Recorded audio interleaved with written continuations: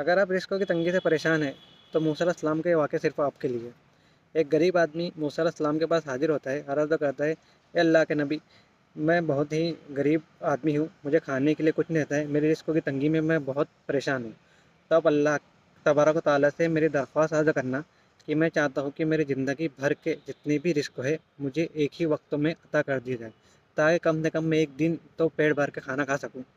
تو موسیٰ علیہ السلام اس سے وعدہ کر کے اللہ پاک سے ہم کلام ہونے کے لیے روانہ ہو جاتے ہیں۔ کوہ طور پہ پہنچ کے موسیٰ علیہ السلام اللہ پاک سے ہم کلام ہوتے ہیں کہ یا اللہ، آپ کے فلاں بندے نے اپنی درخواست رکھی ہے کہ آپ اس کی زندگی بھر کا رزق کو اسے ایک ہی بار میں ادا کر دو۔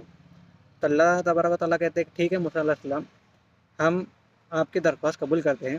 اور اس بندے کا زندگی بھر کا جتنا بھی رزق ہے ہم اسے ایک ہی وقت میں ادا کر دیتے ہیں۔ یہ پھر کچھ سالوں بعد موسیٰ علیہ السلام واپس سے اس بستی سے گزرتے ہیں تو کیا دیکھتے ہیں کہ وہ آدمی بہت ہی مالدار ہو گیا ہے، بہت ہی امیر ہو گیا ہے، اس کے یہاں پہ نوکر چاکر ہیں، اس کے یہاں پہ رزقوں کی فراوانی ہے، لوگوں میں صدقے بانٹ رہے، لوگوں کے اندر لوگوں کو کھانا کھلا رہا ہے۔ تو موسیٰ علیہ السلام یہ دیکھ کے حیرت میں پڑ گئے کہ اللہ پاک نے تو اسے پوری زندگی کا رزق کو ایک بار میں ادا کر دیا، تو اسے ابھی بھی کس طرح رزق مل رہا ہے۔ تو موسیٰ علیہ السلام واپس اللہ پاک سے ہم کلام ہوئے اور اللہ پاک سے پوچھا کہ اللہ، یہ کیا ماجرا ہے کہ آپ نے تو اسے پوری زندگی کا رزق کو آپ نے اسے عطا کر دیا تھا، پھر بھی یہ کیسے کہ لوگوں کے اندر یہ رزق کو بانٹ رہا ہے، خود بھی کھا رہا ہے۔ تو اللہ پاک کہتے ہیں کہ موسیٰ علیہ السلام، بے شک میں نے اسے تو پورا رزق عطا کر دیا تھا، مگر اس نے کیا کیا کہ اسے جتنا لگنے والا مال تھا اس نے ایک دن کا اپنا رزق کو نکال لیا اور باقی سب میرے راستے میں بانٹ دیا، میرے بندوں کو کھلا دیا۔ جب اس نے میرے بندوں کو کھلایا تو میں نے اسے پھر واپس رزق کو دیا، پھر اس نے جتنا ایک دن کا تھا اپنے پاس رکھا، پھر واپس اپنے بندوں میں کھلا دیا۔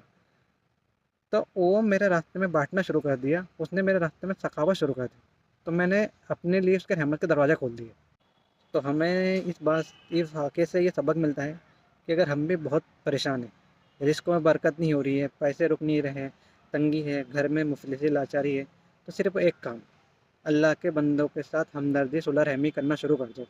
کیونکہ یہ بھی صدقہ ہے۔ اللہ کے راستے میں بانٹنا شروع کر دو، اللہ کے راستے میں جو کچھ بن سکے وہ ہر کچھ کرو، پھر دیکھو اگر آپ نے اپنے سخاوت کا راستہ آپ بھی کھولیں گے تو اللہ پاک آپ کو بھی سب کچھ عطا کریں گے۔ تو آج سے وعدہ کرو کہ آپ اللہ کے راستے میں ہر سب کچھ بانٹنے والے بنیں گے، پھر آپ کی بھی رزق کا مسئلہ حل ہو جائے گا انشاءاللہ۔